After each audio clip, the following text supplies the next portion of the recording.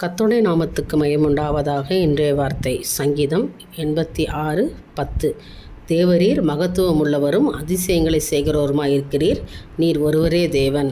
என கருமையான தேவனுடைய பிள்ளைகளே, அவர் ஒருவரே தேவன், வேறொருவரும் இல்லை. அவரால் மட்டும்தான் அதிசயம் செய்ய முடியும். நீங்கள் நம்பணும், கர்த்தரால் எல்லாவற்றையும் செய்ய முடியும் என்று. ஏன்னா அவர் மகத்துவம் உள்ளவர், எல்லாவற்றையும் நேர்த்தியாய் செய்யக்கூடிய வல்லமையுள்ள தேவன் இன்றைக்கு உங்களோடு கூட இருக்கிறார் என்பதை மறந்து போகாதீங்க. அதிசயங்களை செய்கிறவருமாக இருக்கிறார்.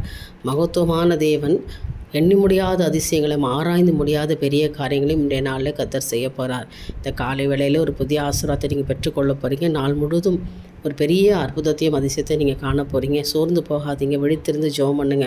ஆண்டவற்றில் முழங்கால் படியிட்டு எந்த நேரமும் சோத்திர பலி செலுத்தி கொண்டே இருங்க.